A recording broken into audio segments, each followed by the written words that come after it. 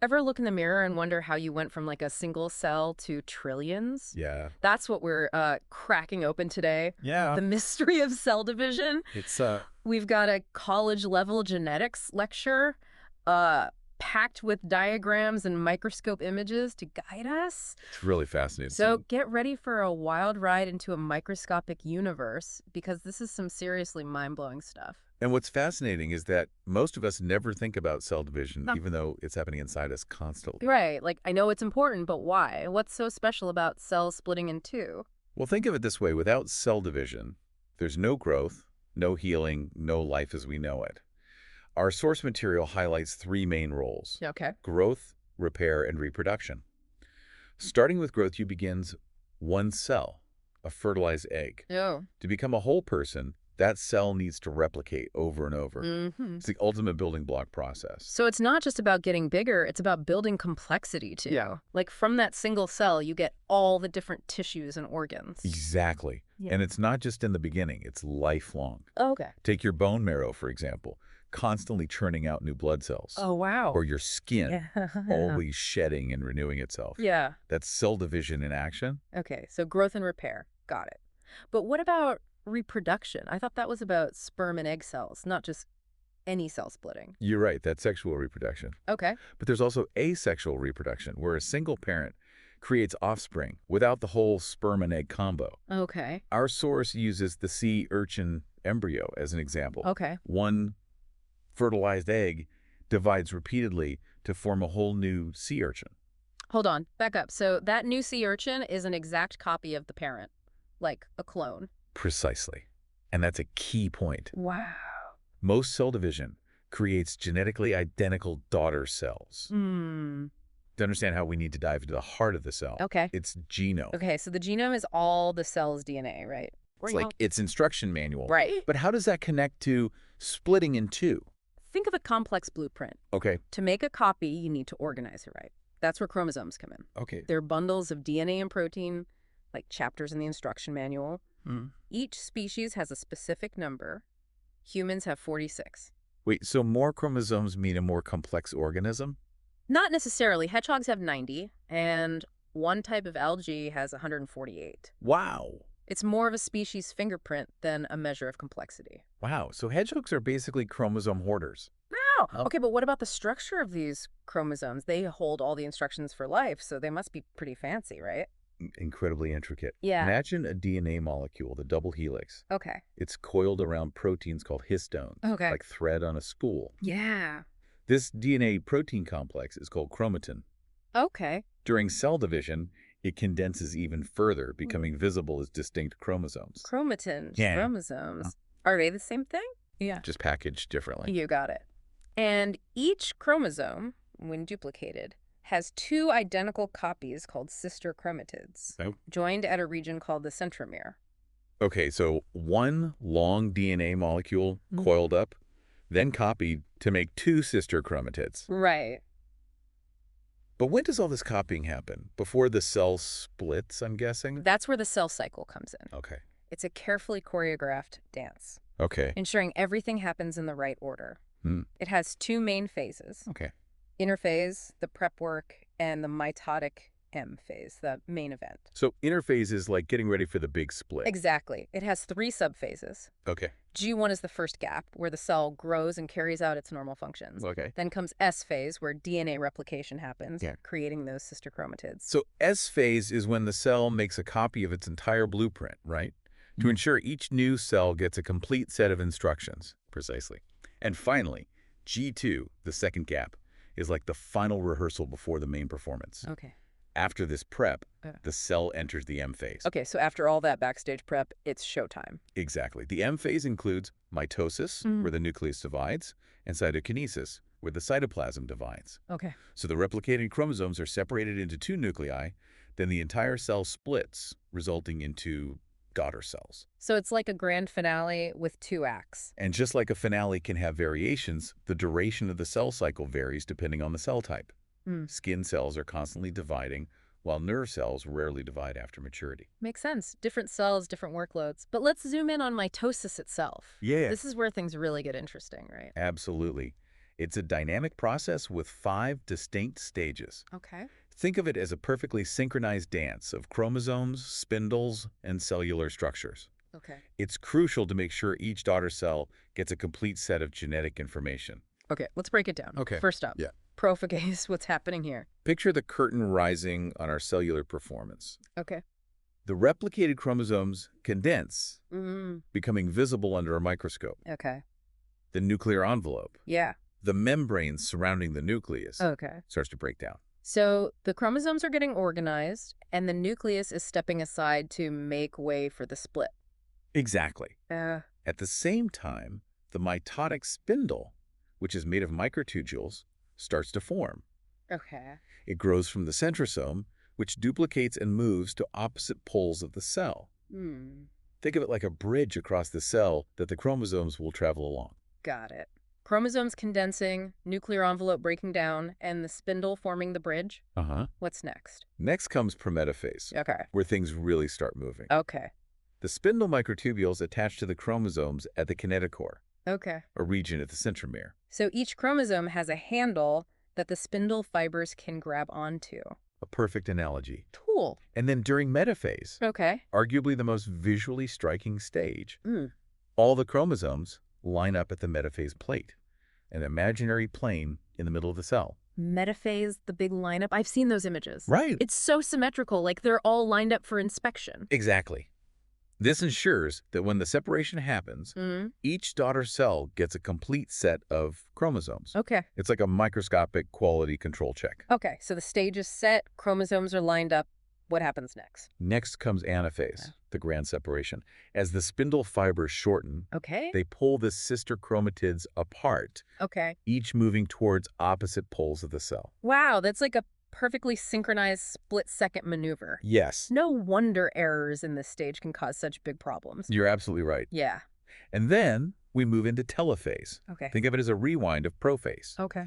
The chromosomes, now at opposite ends of the cell, begin to decondense. The nuclear envelope reforms around each set, Okay. creating 2 distinct nuclei. Okay. The mitotic spindle disassembles. Its job complete. So telophase is like taking a breather after all that intense action. Right. But the cell itself hasn't split yet, right? You're right. That's where cytokinesis comes in, Okay. the final act of cell division. Okay. It's the process where the cytoplasm divides, Okay. creating 2 daughter cells. So cytokinesis is basically splitting the cell's contents, making sure each daughter cell has everything it needs to function. A great way to put it. Awesome. Now, how this happens differs between animal and plant cells. Okay. In animal cells, Yeah. a cleavage furrow forms a pinching in of the cell membrane Okay. that eventually splits the cell into. And like cinching a drawstring bag until it splits. Precisely. Hmm. But in plant cells, a cell plate forms in the middle, Okay. growing outwards until it reaches the edges and becomes a new cell wall, Wow. separating the 2 daughter cells. Yeah. So whether pinching or building a wall, cytokinesis ensures we end up with 2 complete daughter cells. Yes. Each has its own nucleus, a full set of chromosomes, and is ready to start the cycle anew. Mm-hmm. Wow, it's amazing how much goes into creating 2 cells from one. You know, thinking about this happening inside me right now, it's actually kind of freaky. It really is. Yeah. And that's just eukaryotic cell division. Right. Prokaryotes, like bacteria, have a simpler process called binary fission. Oh, right. Bacteria. They're single-celled, so their division must be more straightforward. Exactly. Their single circular chromosome replicates. Mm. The copies move to opposite ends of the cell, Okay. and then the cell elongates and splits in 2. So it's a much quicker, simpler process than mitosis. Right. But it achieves the same goal. Huh. 2 genetically identical daughter cells. Right. It's fascinating how life has found different ways to solve the same problem, isn't it? It is. And that difference is actually a clue to the evolutionary history of cell division. Ooh, now that's what I call a deep dive. You've got me hooked. Tell me more. Okay, so we've got these 2 basic ways cells divide: the intricate dance of mitosis in us eukaryotes and the streamlined binary fission in prokaryotes like bacteria. And you're saying that difference hints at how cell division evolved? I'm all ears. Well, the current thinking is that mitosis, as complex as it is, likely evolved from simpler prokaryotic mechanisms. Okay. Over millions of years, those mechanisms were refined and modified, leading to the sophisticated process we see today. So it wasn't like mitosis just poofed into existence one day. No. It was more of a gradual upgrade? Exactly. Okay. It's like comparing a basic bicycle to a high-tech mountain bike. Okay. The fundamental concept is the same two wheels, Right. pedals, handlebars. Yeah. But over time, there's been a lot of tinkering and improvement to create a more complex and specialized machine. Okay, I get the analogy. But how do scientists actually figure out these evolutionary relationships? It's not like they can dig up ancient cells. That's where it gets really interesting. Scientists are using a few different approaches. Okay. One is comparing different types of cell division across the tree of life, looking for patterns and variations that suggest common ancestry. So it's like detective work, but at a cellular level? Precisely. They're looking for clues in the way chromosomes are organized, how the spindle forms, even the specific proteins involved in the process. Wait, so even the proteins are similar? That's wild. It is. Uh. For instance, certain proteins involved in bacterial binary fission have striking similarities to proteins that play a role in eukaryotic mitosis. So even though bacteria and our cells are vastly different, there's still this common thread running through them. Right. It's like finding a shared family heirloom. Exactly. And that brings us to another approach, using molecular techniques to compare the genes responsible for cell division across different organisms. By analyzing similarities and differences in these genes, scientists can trace the evolutionary pathways of these processes. So it's like comparing the blueprints of different machines to see how they're related and how they've been modified over time. A perfect analogy. Nice. And the more we learn, Yeah. the more we appreciate the remarkable unity of life at the cellular level. Yeah. Despite the incredible diversity we see in the living world, there are these fundamental processes that connect us all, including these tiny bacteria. You know, it makes me wonder, if even cell division has been shaped by evolution, what else might have started out simple and become more complex over time? It's like a whole new way of looking at the world. It really is, and it reminds us that evolution is a constant process of tinkering and adapting. Yeah. But for now, Okay. let's shift gears and dive into another crucial type of cell division: meiosis. Oh, yeah, meiosis. Yeah. That's the one that's all about sexual reproduction, right? Right. And I remember you saying it's even more complex than mitosis. It is more intricate, Okay. but equally essential for life as we know it. Remember how we talked about each species having a specific number of chromosomes? In humans, it's 46. Right. 46 chromosomes arranged in 23 pairs. Right. We get one set from mom and one set from dad. Right. Basic genetics 101. Exactly. And that brings us to a key difference between mitosis and meiosis. Okay. Mitosis produces daughter cells with the same number of chromosomes as the parent cell. Okay. Those are called diploid cells. Okay. Meiosis, on the other hand, produces daughter cells with half the number of chromosomes. We call those haploid cells. Hold on. Half the number. Why would you want to cut your chromosomes in half? That's the key to sexual reproduction. Oh. Those haploid cells are the gametes' sperm and egg cells. Okay. When they fuse during fertilization, their chromosomes combine, restoring the full 46 in the offspring. So it's like each parent contributes half the genetic blueprint. Okay, that makes sense. Right. But how do you go from a diploid cell with 46 chromosomes to a haploid cell with only 23? Meiosis is a two-part process. Okay. Meiosis I and meiosis the second. It's like two rounds of cell division, Okay. each with phases similar to mitosis, Okay. but with some key differences. Okay. Let's take it one step at a time. Okay. What happens in meiosis I? The star of meiosis I is the separation of homologous chromosomes. Okay. Remember those 23 pairs of chromosomes? One from each parent. Right. Those are the homologous chromosomes carrying genes for the same traits, even though they might have different versions of those genes. Right. Like one chromosome might have the gene for brown eyes while the other has the gene for blue eyes. Exactly.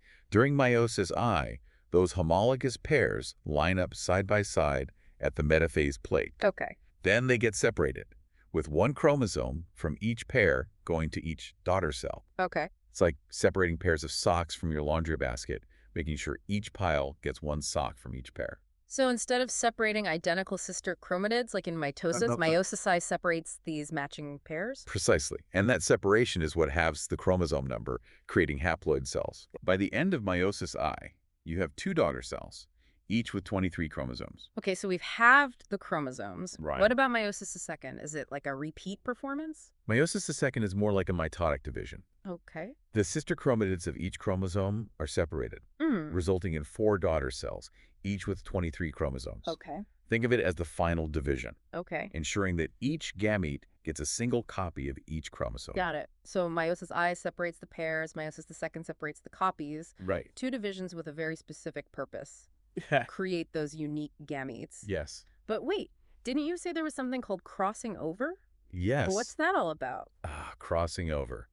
That's where things get really fascinating. Okay. It happens during Prophus I when the homologous chromosomes are paired up. Hmm. Imagine it as a delicate exchange of genetic material between the maternal and paternal chromosomes. Oh. Segments of DNA are swapped, Okay. creating new combinations of genes that didn't exist before. Wait, so chromosomes are actually swapping pieces of DNA. It's like they're trading genetic secrets. It is. Think of it like taking two decks of cards, shuffling them together, and then dealing out new hands, each with a unique combination of cards. So crossing over is like adding another layer of shuffling to the genetic deck. Exactly. And this is one of the key reasons why sexual reproduction leads to such incredible genetic diversity. Hmm. It's not just about mixing chromosomes from two parents. It's about creating new combinations of genes within those chromosomes. Wow, that's seriously mind-blowing. I never realized there was so much shuffling going on. Yeah. No wonder siblings can be so different, even though they share the same parents. It's a testament to the power of genetic variation and the remarkable mechanisms that drive evolution. Yeah. But there's another fascinating twist to this story. Ooh, another twist. I'm on the edge of my seat. Yeah. What else is there? Well, now that we understand meiosis and its role in sexual reproduction, we need to zoom out and look at the bigger picture. The concept of alternation of generations. Alternation of generations. That sounds like something out of a sci-fi movie. Yeah. What is that? It's actually a real phenomenon Right. describing the life cycles of many organisms, including plants and some algae. Hmm. It highlights the interplay between diploid and haploid stages. Okay. Imagine a cycle with two distinct multicellular stages, a diploid sporophyte generation and a haploid gametophyte generation. Okay, so there's a sporophyte, which is diploid, and a Right. gametophyte, which is haploid. Okay. How are they related? Does one turn into the other? In a way, yes. Okay. The sporophyte, as its name suggests, Yeah. produces spores through meiosis. Hmm. These spores are haploid, Okay. and they develop into the gametophyte generation. So the sporophyte is like the parent of the gametophyte. That's a good way to think about it. Okay. Now, the gametophyte produces gamete, sperm, and egg cells. But here's the twist. Oh. It does so through mitosis. Wait, mitosis. I thought meiosis was responsible for making gametes. That's true in animals. Okay.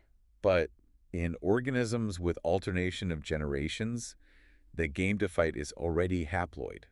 Okay. So it can produce haploid gametes through mitosis. Oh, okay. These gametes then fuse during fertilization, Okay. forming a diploid zygote that develops into the sporophyte, completing the cycle. It's like a circle of life, Yeah. with the sporophyte giving rise to the gametophyte, which then produces gametes that form a new sporophyte. Yeah. It's beautiful in its complexity. It is. And what's fascinating is that the relative prominence of the sporophyte and gametophyte generations can vary dramatically. In ferns, Yeah. the gametophyte is a small, independent plant. Okay. In trees, the sporophyte is the dominant generation, the one we're all familiar with. So it's like a spectrum with different organisms emphasizing different stages in the cycle. But Yeah. why? What's the advantage of having this alternation of generations? That's a great question, and one that scientists are still exploring. Okay. It likely has to do with adapting to different environments and reproductive strategies. Okay. But for now, let's shift our focus back to the incredible diversity that results from these shuffling processes. Okay, my brain is officially doing the mitosis dance after all that. Yeah. We've covered how cells divide, the wild world of chromosome shuffling, Right. and even this mind-bending concept of plants having these different life stages. But before we wrap up, Yeah. there's one thing that's been bugging me. What's that? We keep talking about chromosomes carrying all this genetic information, Yeah. but how is it all organized? It's got to be more than just a jumbled mess, right? You're absolutely right. DNA packaging is a feat of incredible engineering. Okay. It's like taking a library worth of books and fitting them into a tiny suitcase, Okay. but still being able to find the exact book you need when you need it. Okay, that's a pretty impressive analogy. But Yeah. how do they actually do it? It's not like cells have tiny librarians running around, right? Not quite. It's all about intricate folding, coiling, and supercoiling, orchestrated by a cast of molecular players. Okay. Remember how we talked about DNA being really, really long? Yeah. If you stretched out all the DNA, In a single human cell, Okay. it would be about 6 feet long. Wait, 6 feet? Yeah, That's taller than me. And all that's crammed into a microscopic cell. That's some serious packing magic. indeed. And it starts with those tiny protein spools we mentioned earlier. The histones, Okay. DNA wraps around them, Okay. forming structures called nucleosomes. Okay. Imagine beads on a string, with each bead being a nucleosome. So the histones are like tiny organizers keeping the DNA neatly wound up. Exactly. And that beads on a string structure Yeah. is further coiled and looped, Right. forming a thicker fiber called chromatin. Hmm. Think of taking that beaded string and coiling it up even further, like a telephone cord. Okay, so we've gone from DNA to nucleosomes to chromatin, Right. all coiled up tighter and tighter. Is that the final level of organization? Not quite. This chromatin fiber undergoes even more folding and looping, Okay. forming highly condensed structures. Those are the chromosomes we've been talking about. Hmm. Imagine taking that coiled telephone cord and bundling it up into a compact package. So chromosomes are like super coiled bundles of DNA and proteins, like those nesting dolls, each one packed inside a bigger one. That's a great way to visualize it. Yeah. And this hierarchical organization serves several important purposes. Mm. First, it allows all that DNA to fit inside the nucleus. Okay. Second, it helps regulate gene expression. Hold on. Regulate gene expression. What does that mean? How does coiling and looping affect which genes are turned on or off? Well, imagine a cookbook with its pages tightly bound. Okay. It's difficult to read, right? Hmm. Similarly, when DNA is tightly packed, certain genes might be inaccessible Mm. to the cellular machinery that reads and transcribes them. Okay. On the other hand, Okay. when DNA is more loosely packed, genes are more readily available and can be expressed. Ah, so it's like a library. Some books are easy to reach on the shelves, Right. while others are buried in the stacks. A perfect analogy. Awesome. And this dynamic packaging and unpacking of DNA is essential for the cell to function properly. Okay. It allows the cell to respond to its environment, Okay. activating specific genes when needed Okay. and silencing others when not required. It's like a cellular control panel making sure the right genes are flipped on or off at the right time. Yeah. Wow, thinking about all this happening inside every cell in my body right now is blowing my mind. It really is remarkable. Yeah. From the double helix to the nucleosome Yeah. to chromatin and finally to the chromosome. Yeah. It's a testament to the incredible complexity and efficiency of cellular processes. So we've gone from a single cell to trillions, explored the intricate steps of division, uncovered evolutionary secrets, and even delved into the incredible world of DNA packaging. Right. It feels like we've zoomed through the entire universe of cell biology. It has been quite a journey. But remember, this is just the beginning. Yeah. There's so much more to discover about cell division, its regulation, its role in development and disease, and its implications for the evolution of life itself. Well, I, for one, am definitely ready for the next deep dive. But before we go, any final thoughts for our listeners? Something to ponder as they continue exploring the world of science. Absolutely. Let's challenge them to think about what happens when these carefully orchestrated processes go wrong. Okay. What are the implications of errors in cell division? Hmm. How do these errors contribute to the development of diseases like cancer? Yeah. And how can we use our understanding of cell division to develop new treatments and cures? Those are some really thought-provoking questions. It's like a call to action, urging our listeners to keep asking questions and searching for answers. Right. Who knows, maybe one of them will make the next big breakthrough in cell biology. It's certainly possible. And with that, we bid you farewell for now. Okay. Keep exploring, keep questioning, and keep that thirst for knowledge alive. Yeah. Until next time, on The Deep Dive. See you on our next adventure into the world of the unknown.